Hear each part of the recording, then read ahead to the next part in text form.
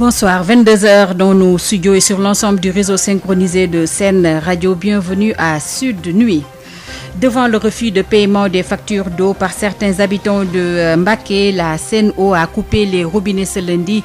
Geste pas du tout apprécié par ces consommateurs qui fustigent la mauvaise qualité de l'eau et veulent disposer du liquide précieux à leur guise. Journée internationale des forêts, 9 millions d'arbres ont été plantés en 2020 au Sénégal. La tutelle annonce le lancement d'un projet national de reverdissement des villes, des axes autoroutiers et autres artères. Abdou Karim Sall était à la réserve de Bandia ce lundi. Paralysie de toutes les universités virtuelles du pays. Menace du collectif des étudiants en Master 2 de l'UVS de Kaolack. Ils donnent 72 heures à la tutelle pour la satisfaction de leurs doléances qui ont pour nom, entre autres, le retard de paiement des bourses et des lenteurs administratives. Vous aurez également droit à votre rubrique Le Contradictoire, consacrée ce lundi à la journée mondiale de l'eau célébrée ce lundi 22 mars. Info Santé de Marie-Rosalie Ndiaye complète cette édition mise en onde par Pape Abdoulaye Dié.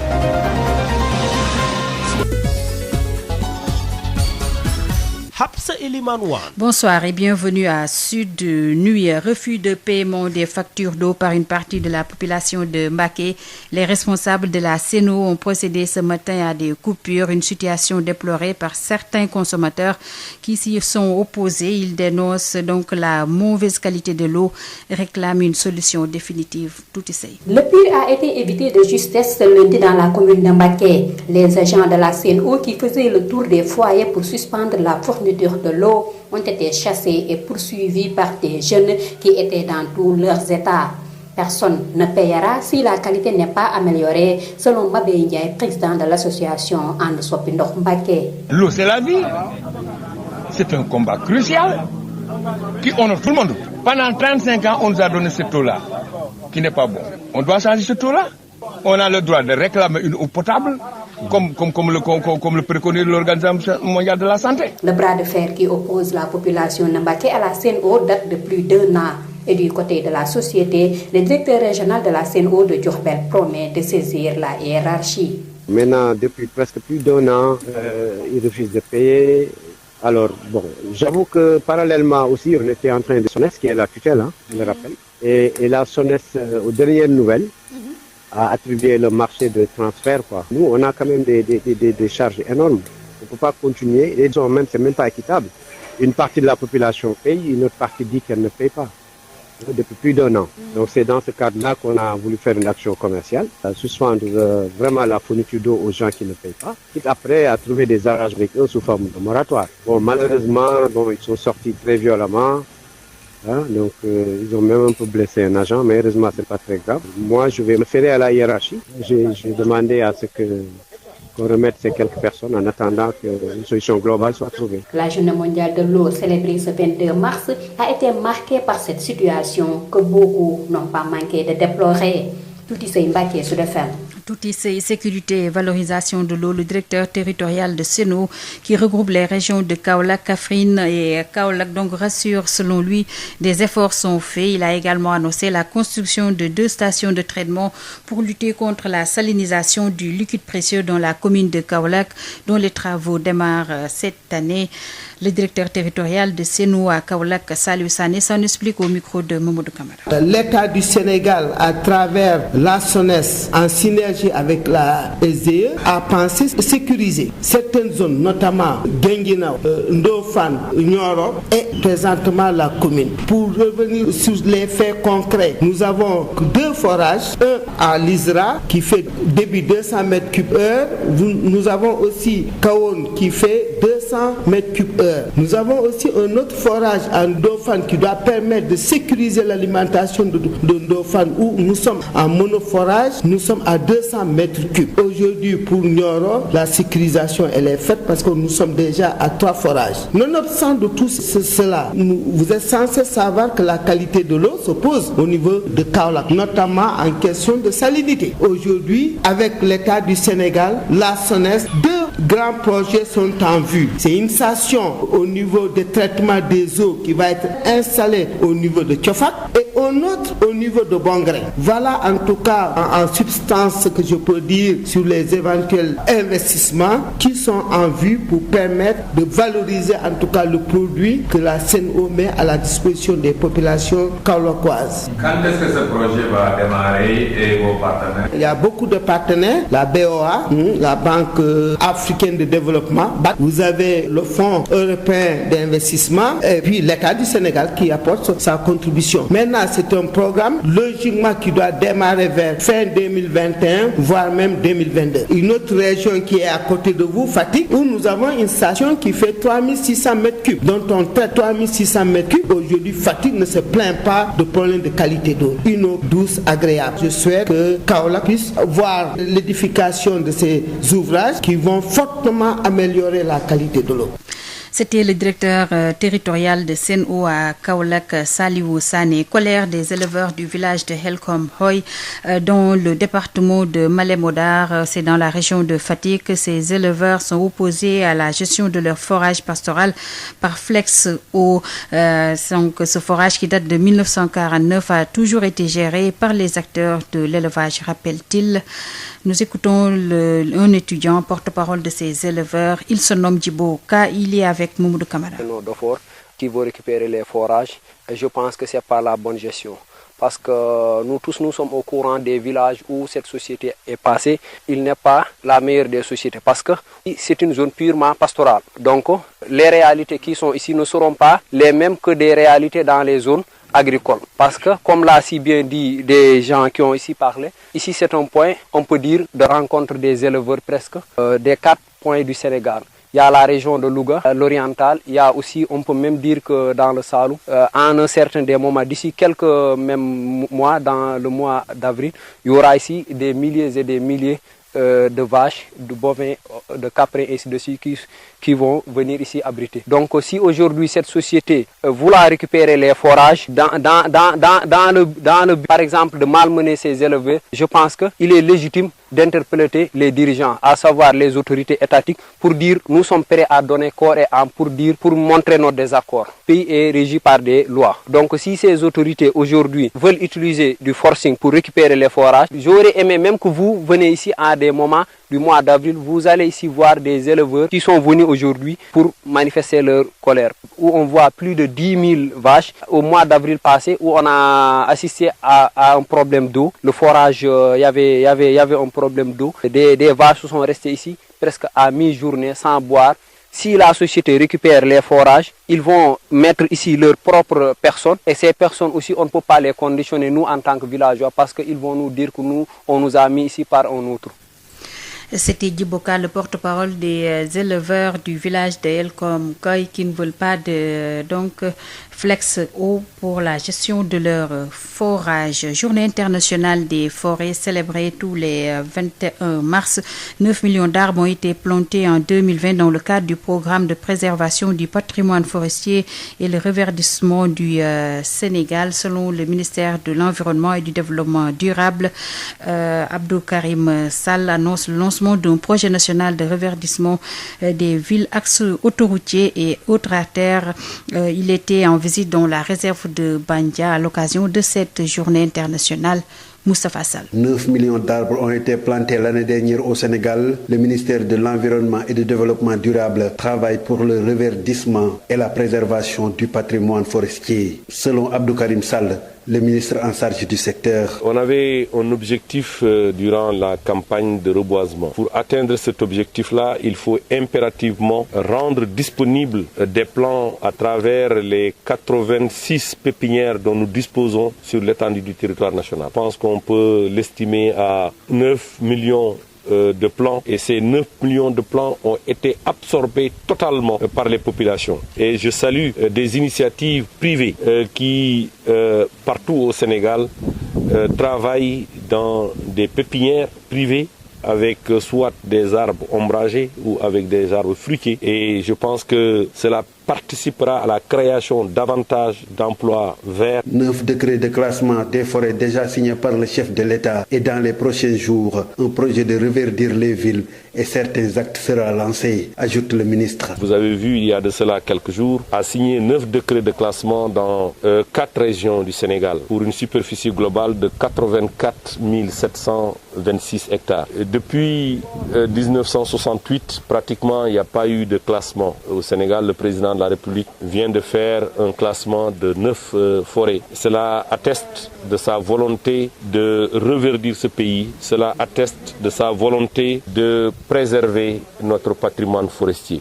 Je pense qu'il y a une autre action qu'il faut mentionner. C'est la décision du chef de l'État d'extraire de l'emprise de l'ancien aéroport Léopold Sédar Senghor 10 hectares pour en faire un parc forestier urbain de Dakar. Il nous a donné des instructions également très précises pour reverdir les axes routiers, pour reverdir les axes autoroutiers avec l'ensemble des boulevards et l'ensemble des grandes avenues de nos grandes villes. La journée internationale des forêts était l'occasion pour le ministre en charge de l'environnement d'effectuer des visites dans les réserves de Bandia et de Orteka de Sindia, où il a reçu 18 teufs des autruches à cou rouge sous couveuse. Une action pour le repeuplement de cette espèce en voie de disparition au Sénégal. Moustapha Salambour, Sud FM. Moustapha Sall, nous quittons Mbour où vous nous suivez sur la 106.4 pour nous rendre à Saint-Louis où vous nous écoutez sur la 93.2 et c'est pour y retrouver le coordonnateur du Forum civil qui s'engage à jouer sa partition dans l'affaire des 20 000 hectares de terre du Ndiaël attribués à des investisseurs étrangers en visite dans la localité Birahim Seck interpelle directement le président Macky Sall. Nous l'écoutons avec Yves Tandeng. Nous avons trouvé des populations déterminées, des populations avec plein d'engagement et de conviction. Et le Forum civil compte jouer sa partition en les accompagnant. Mais tout d'abord, je pense qu'il y va de la responsabilité première du président de la République. Et que cette question ne peut être réglée que par le président de la République. C'est pourquoi nous l'interpellons. Nous lui demandons de revoir le décret qu'il avait eu à prendre pour affecter des terres à des Italiens. On ne peut pas déshabiller ses fils et habiller des étrangers. On ne peut pas déshabiller ses fils et habiller des Italiens. On ne peut pas aujourd'hui que des morceaux de terre du Sénégal soient entre les mains d'étrangers et surtout entre les mains de sociétés qui sont dans les paradis fiscaux, ce qui est inadmissible. Ces populations ont besoin de ces terres pour vivre. Ces populations ont besoin de ces terres pour subvenir à leurs besoins primaires de santé, d'éducation. Ils ont besoin également de quoi nourrir leur progéniture. C'est pourquoi nous réitérons notre appel à l'endroit du président de la République pour qu'il vienne en aide ces populations qui sont dans leurs droits. Il est inadmissible que quelque part au Sénégal, qu'on puisse déposer des dépopulations d'une superficie de plus de 20 000 hectares pour l'attribuer à des étrangers. Alors que ces populations ont la capacité de pouvoir mettre en valeur ces terres. Vous vous rendez compte ? 37 villages, avec tout ce que ça comporte comme hommes, femmes, enfants, bétail, qui comptent sur ces terres-là pour vivre, on les dépossède pour habiller, ou bien on les déshabille pour habiller des Italiens, ou bien pour habiller également, nous dit-on, Franck Timis. Ce qui est inadmissible. C'est pourquoi le Forum civil va les accompagner de bout en bout pour que ces populations puissent rentrer dans le droit. Sud FM, l'info, c'est ici. Le collectif des étudiants en Master 2 de l'Université virtuelle de Kaolack dénonce les retards de paiement des bourses, des rappels, des lenteurs administratives. Ces étudiants indexent la direction des bourses ainsi que le service de la scolarité et son coordonnateur. Ils ont fait face à la presse, donc ce collectif a fait face à la presse ce lundi. Le porte-parole de ces étudiants, Omar Nyon, s'en explique au micro de Mamadou Camara. On lui donne un ultimatum de 72 heures. Si d'ici 72 heures, il ne réagit pas, on va tout d'abord fermer l'ENO. Il n'y aura plus d'activité au niveau de l'ENO. Ni de cours, ni rien du tout. On va tous ici bloquer tout. Continue comme ça, on va bloquer tout. Qu'ils l'entendent, qu'ils sachent que ça sera national. Parce qu'on a l'aval des autres zénos. Les autres zénos vont nous rejoindre. Il y a l'ENO de Karmassar, il y a tous les autres zénos qui vont commencer leur plan d'action dans les jours à venir. Et je pointe du doigt la scolarité de l'IVES. Elle est la cause de toutes ces lenteurs administratives. On en a marre. On ne peut plus continuer comme ça. On a été là depuis 2014. Certains ont été là depuis 2013. La promotion IN. Elle était là depuis 2013. 2013 jusqu'à présent, ça fait 8 ans. Il devait être des doctorants, des docteurs même. Nous de la promotion, on devrait être des doctorants. Les autres devaient être des docteurs. Et là, jusqu'à présent, on nous parle de soutenance de mémoire. C'est pas normal. Il faut qu'il règle ça une bonne fois pour toutes. Il n'y aura pas de cours. Si le coordinateur ne réagit pas, il n'y aura pas de cours. On va fermer le nom. On l'avait fait. Si on lui dit ça, il va nous croire parce qu'on l'avait fait. Ce qu'il avait fait sont toujours là. Maintenant, nous, on a fait ce qu'on devait faire. On nous avait demandé d'apprendre, on a appris. Il nous avait demandé de s'inscrire. On s'est inscrit. Il nous avait demandé. Maintenant, la chose la plus ignoble qu'ils ont fait, imaginez des étudiants qui n'ont pas encore reçu le résultat, on leur demande de s'inscrire. Des étudiants en Master 1 qui ont fait leur examen, qui n'ont pas encore fait les examens de rattrapage, on leur demande de s'inscrire. C'était donc Omar Nion, le porte-parole des étudiants en Master 2 de l'Université virtuelle de Kaolack. Ce collectif lance son ultimatum de 72 heures à la tutelle pour la résolution de leurs préoccupations. Mamoudou Kamara. Le collectif des étudiants en Master 2 de l'Université virtuelle du Sénégal de Kaolack lance un ultimatum de 72 heures à l'administration et à la direction des bourses. Si rien n'est fait, les enseignements, apprentissages et les activités seront bloqués. Bon, je suis Omar Nian, je suis étudiant de la promotion 2 et je suis en Master 2 en économie de l'environnement. Nous, on lui donne un ultimatum de 72 heures. Si d'ici 72 heures, il ne réagit pas, on va tout d'abord fermer l'ENO. Il n'y aura plus d'activité au niveau de l'ENO. Ni de cours, ni rien du tout. Continue comme ça, on va bloquer tout. Qu'ils sachent que ça sera national. Parce qu'on a l'aval des autres ENO. Les autres ENO vont nous rejoindre. Il y a l'ENO de Karmassar, il y a tous les autres ENO qui vont commencer leur plan d'action dans les jours à venir. Et je pointe du doigt la scolarité de l'IVES. Elle est la cause de toutes ces lenteurs administratives. On en a marre. On ne peut plus continuer comme ça. On a été là depuis 2014. Certains ont été là depuis 2013. La promotion, elle était là depuis 2013. 2013 jusqu'à présent, ça fait 8 ans. Nous de la promotion, on devait être des docteurs. Et là, jusqu'à présent, on nous parle de soutenance de mémoire. C'est pas normal. Il faut qu'il règle ça une bonne fois. Si le coordinateur ne réagit pas, il n'y aura pas de cours. On va fermer le nom. Si on lui dit ça, il va nous croire parce qu'on l'avait fait. Ce qu'il avait fait sont toujours là. Maintenant, nous, on a fait ce qu'on devait faire. On nous avait demandé d'apprendre, on a appris. On nous avait demandé de s'inscrire. On s'est inscrit. Imaginez des étudiants qui n'ont pas encore reçu le résultat, on leur demande de s'inscrire. Des étudiants en Master 1 qui ont fait leur examen, qui n'ont pas encore fait les examens de rattrapage, on leur demande de s'inscrire. Ces derniers sont formels. Si des solutions ne sont pas trouvées à leur vicissitude, le mouvement d'humeur sera élargi sur toute l'étendue du territoire national, ont-ils encore martelé. Kaolack, Mamadou Kamara, Sud FM. Mamadou Kamara, et nous revenons à Dakar pour parler de la réouverture de l'usine pharmaceutique Médis Sénégal SA. Les ex-travailleurs donnent un ultimatum de 5 jours au ministre de la Santé et des Finances pour matérialiser leur convention signée. Abdoulaye Diop. Les travailleurs de l'usine pharmaceutique Médis Sénégal ne veulent plus de calmant de la part des autorités pour la relance des activités de leur usine. Ils redonnent un ultimatum à Alioune Gaye, ancien de l'usine et secrétaire général du Syntix. Au ministre concerné, nous allons descendre dans la rue. Nous allons descendre dans la rue. Nous sommes des responsables. C'est ça qui nous retient. Mais il y a certaines choses qu'on ne peut pas toujours garder. À un moment donné, il va falloir se soulever. Et nous sommes arrivés à ce stade-là. 14 mois, c'est pas 14 mois. La signature des 2 conventions par les ministères de la Santé et des Finances, c'est tout ce qu'ils demandent. Lamine Fall est secrétaire adjoint de la CNTS. Donc nous interpellons l'opinion et la CNTS va se dresser devant ces autorités pour que justice soit faite. On ne peut pas être un ministre de la République, le président lui-même donne des instructions fermes et que ces instructions tardent à être réalisées. On ne comprend pas. Monsieur le ministre des Finances, monsieur le ministre de la Santé, de grâce, faites avancer ce dossier définitivement. La fermeture de l'usine a de lourdes conséquences, selon le délégué du personnel, Medoune Diop. Les employés qui sont restés 14 mois sans salaire ni couverture médicale sont plongés avec leurs familles dans la pauvreté, l'angoisse et la frustration. Tous les médicaments du portefeuille de Médis Sénégal qui soulageaient la classe moyenne du Sénégal sont actuellement en rupture sèche dans les pharmacies et les établissements de santé. L'usine pharmaceutique Médis Sénégal a arrêté ses activités le 15 janvier 2020 pour motif de perte financière. Abdoulaye Diop, en politique, le parti PASTEF Les Patriotes, à travers son comité de pilotage, dénonce les propos de certains responsables du régime, notamment Maître Malik Sall, qui, lors d'un rassemblement politique dans le Fouta, a tenu selon eux des propos irresponsables, dangereux et diffamatoires. Et le ministre de l'Environnement a également respecté le mot d'ordre visant à taxer Ousmane Sonko de vouloir déstabiliser la paix sociale en utilisant les mêmes éléments de langage lors d'une rencontre politique à Pikine. Donc toujours à travers ce communiqué, Pastef les Patriotes insiste sur l'impérieuse nécessité de ramener Macky Sall et son régime à la raison. Le Sénégal est un et indivisible dans sa diversité culturelle et religieuse partout louée. C'est pourquoi Pastef les Patriotes renouvelle sa confiance en la médiation initiée par les religieux avec à leur tête le vénéré khalife général des Mourides Serigne Mountakha Mbacké. C'était le communiqué signé par le comité de pilotage de Pastef les Patriotes.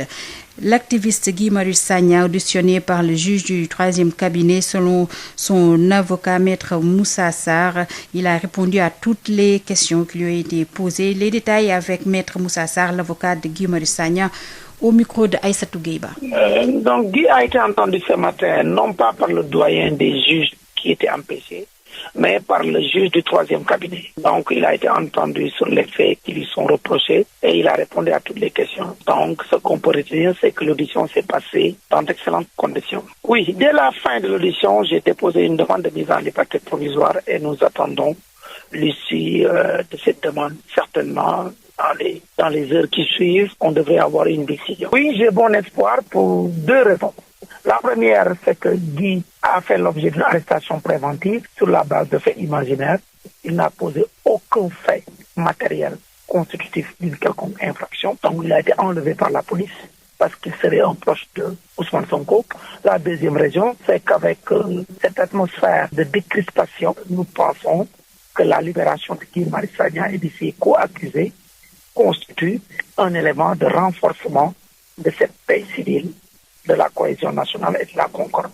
Oui, Guy a été inculpé et placé sous mandat de dépôt pour 3 chefs d'inculpation: association de malfaiteurs, participation à des crimes et délits, organisation de mouvement insurrectionnel. Voilà les 3 chefs d'inculpation qui pèsent sur M. Guy Marius Sagna. Le contradictoire. Le contradictoire, les lundis et vendredis, tous les sujets à controverse seront débattus dans le contradictoire. Un sujet, 2 invités pour un regard croisé. Le contradictoire, c'est tous les lundis et vendredis sur Sud FM Sen Radio. Votre rubrique Le Contradictoire est consacrée ce lundi à la journée mondiale de l'eau, notamment l'accès aux liquides précieux. Abdoulaye Diop reçoit tout d'abord le président de l'ASCOSEN, Momar Ndao. Momar Ndao, bonjour. Vous êtes le président de l'Association des consommateurs du Sénégal, ASCOSEN. Nous célébrons la journée mondiale de l'eau aujourd'hui, au moment où au Sénégal, certains problèmes demeurent, comme l'accès à ce liquide précieux avec des coupures récurrentes et la qualité de l'eau. Mais comment faire pour rééquilibrer le gap constaté? Au moment où nous célébrons la journée mondiale de l'eau, il y a toujours aujourd'hui des difficultés par rapport à l'approvisionnement au Sénégal, alors que nous sommes en 2021, ce qui est encore vraiment incompréhensible. Alors, comment faire pour rééquilibrer le gap constaté?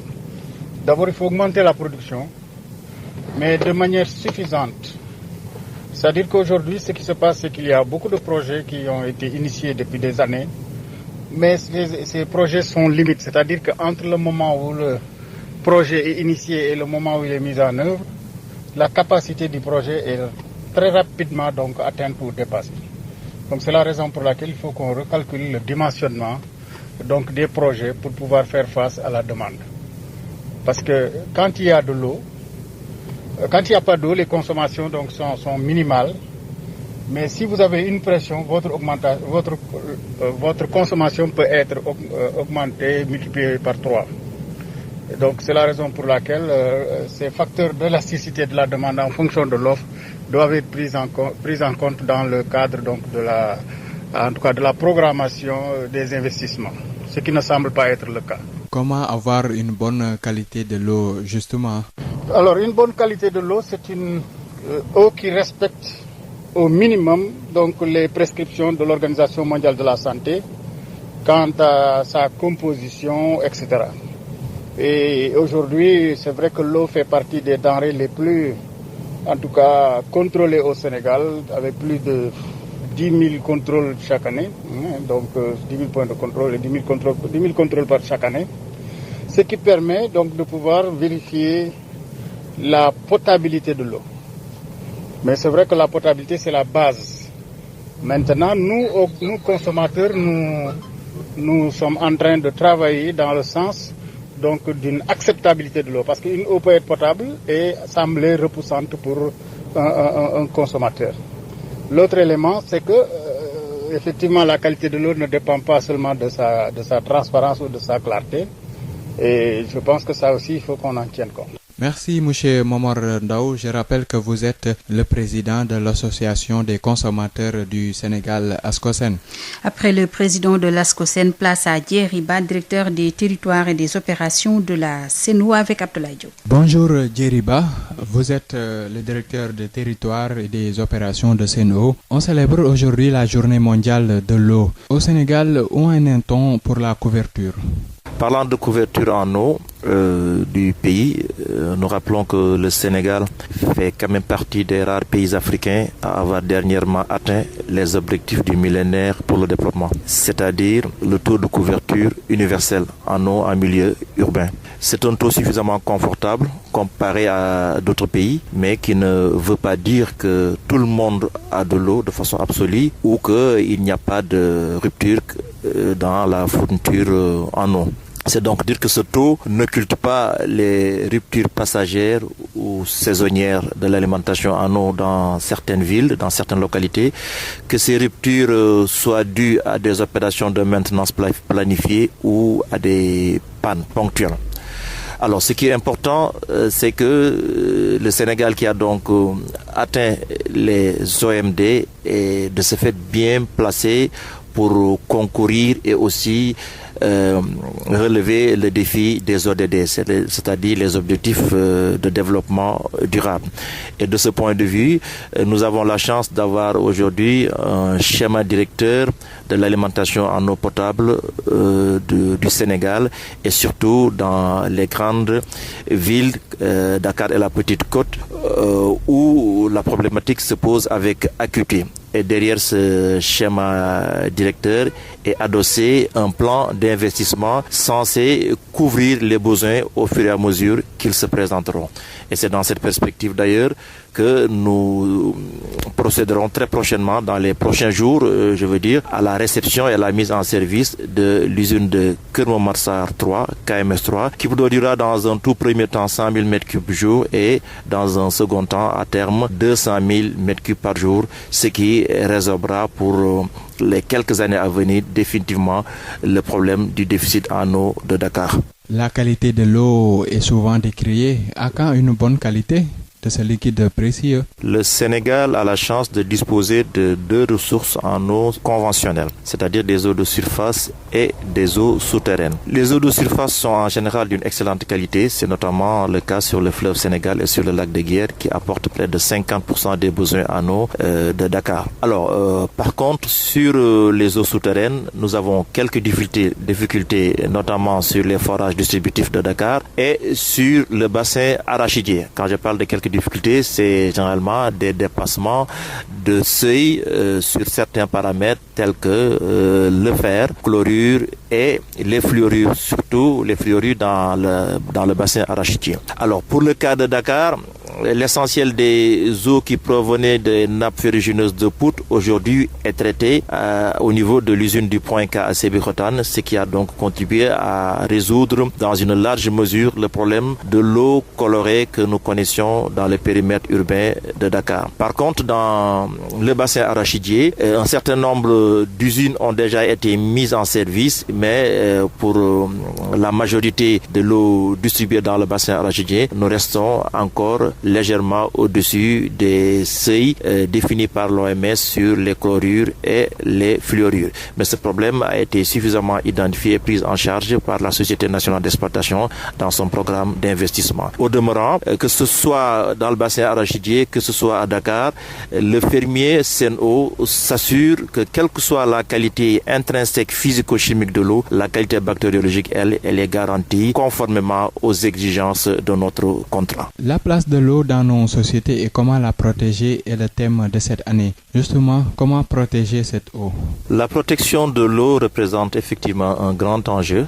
Au Sénégal, elle se décline sous plusieurs angles. Pour ce qui est des eaux de surface, par exemple, la règle générale est de lutter contre les rejets ou bien tout au moins de garantir que les rejets sont d'une qualité suffisante pour ne pas créer de pollution sur les eaux de surface. Pour les eaux souterraines, il y a deux angles de lecture. Pour toutes les zones côtières, comme Dakar, la Petite Côte, la Grande Côte, il s'agit de faire en sorte que les buseaux marins, les buseaux salés donc, ne rentrent pas dans le continent. Donc ce qu'il faut faire, c'est ne pas puiser au-delà de la capacité de rechargement des nappes. Mais de façon générale aussi, pour les eaux souterraines, il faut avoir un environnement sain, bien assaini, maîtriser les rejets, parce que tout ce qui est rejeté sur terre finira après l'évaporation, bien sûr, par se retrouver dans les nappes phréatiques. Au Sénégal, aujourd'hui, nous avons un code de l'eau, nous avons un code de l'environnement. Il s'agit seulement, dans un premier temps, de respecter les dispositions de ces codes-là et d'appliquer la gestion intégrée des ressources en eau dans toute sa rigueur pour préserver au maximum nos ressources en eau. Nous vous remercions, Djeriba. Je rappelle que vous êtes le directeur de territoire et des opérations de Sen'Eau. Merci également à vous, Abdoulaye Diop. Après votre rubrique Le Contradictoire, nous accueillons Marie-Rosalie Ndiaye pour Info Santé.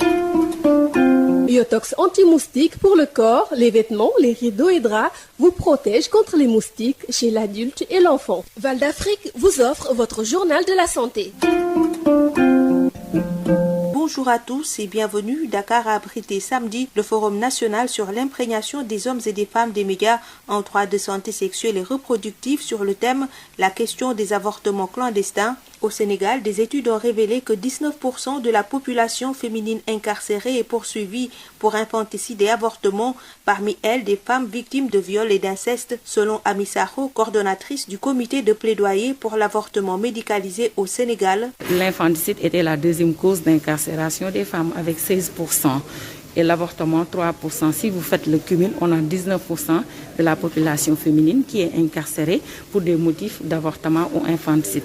Alors que parmi elles, il y en a qui sont victimes de viols, incestes, mais qui n'ont pas de solution légale, qui tombent souvent sous le coup de ces infanticides, de ces avortements-là, qu'elles font par désespoir. Beaucoup de ces femmes courent en dehors de l'emprisonnement des risques allant d'une infection à la mort, regrette le docteur Elash Ternombeng, chef de la division de la santé de la mère et du nouveau-né. Que ce soit les infections, que ce soit les hémorragies, que ce soit les traumatismes qui peuvent tous aboutir donc à une situation fatale, c'est-à-dire le décès de la femme. Mais l'autre risque aussi, c'est des risques financiers. L'autre aspect, c'est les risques sociaux. C'est la difficulté sociale par rapport à l'avortement. Après l'avortement, donc, c'est très compliqué pour la personne par rapport à tout ce qui peut survenir par rapport à, surtout si c'est un avortement qui est pratiqué dans des conditions qui ne sont pas légales, ça pose beaucoup de problèmes. Pour le comité de plaidoyer pour l'avortement médicalisé au Sénégal, l'État n'a pas su prendre les dispositions qu'il faut pour que ces femmes victimes de viols et d'inceste, qui pour la plupart finissent en prison ou à la morgue, soient sauvées. C'est-à-dire changer, modifier, harmoniser sa législation nationale avec l'article 14 du protocole. Malheureusement, il ne le fait pas. Nous, organisations de la société civile, on essaie tant bien que mal de rappeler à l'État ses responsabilités, mais de faire des actes allant dans le sens de lui montrer que c'est possible que ce protocole soit appliqué ici, parce que sa non-application est source de beaucoup de problèmes vis-à-vis des femmes, mais c'est des violences qu'on met sur les femmes en n'autorisant pas l'avortement médicalisé. On peut les pousser à faire des infanticides ou bien des avortements clandestins. C'est tout pour aujourd'hui. Merci de nous avoir suivis. Yotox anti-moustique pour le corps, les vêtements, les rideaux et draps vous protège contre les moustiques chez l'adulte et l'enfant. Val d'Afrique vous a offert votre journal de la santé.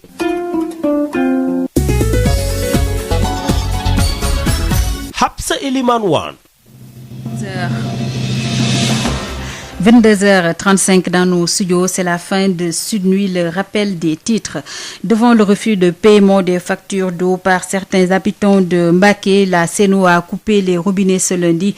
Geste pas du tout apprécié par ces consommateurs qui fustigent la mauvaise qualité de l'eau et veulent disposer du liquide précieux à leur guise. Journée internationale des forêts, 9 millions de plantes ont été plantées en 2020. La tutelle annonce le lancement d'un projet national de reverdissement des villes, axes autoroutiers et autres artères. Abdou Karim Sall était à la réserve de Bandia à Mbour ce lundi. Paralysie de toutes les universités virtuelles du pays, menace du collectif des étudiants en Master 2 de l'UVS de Kaolack.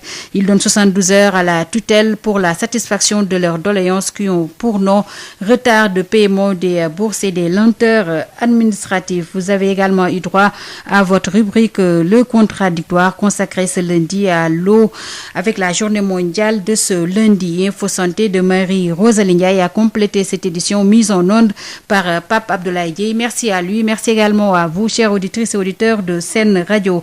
Prochain rendez-vous d'information, ce sera à 0h. Comme nous sommes lundi et tous les lundis, vous avez droit à la rediffusion de votre émission Dianobi. Maodo Malick Faye, recevez le ministre de l'Agriculture, professeur Moussa Baldé. Mais auparavant, retrouvez tout de suite l'équipe de Sud Nutrition. Très bonne soirée.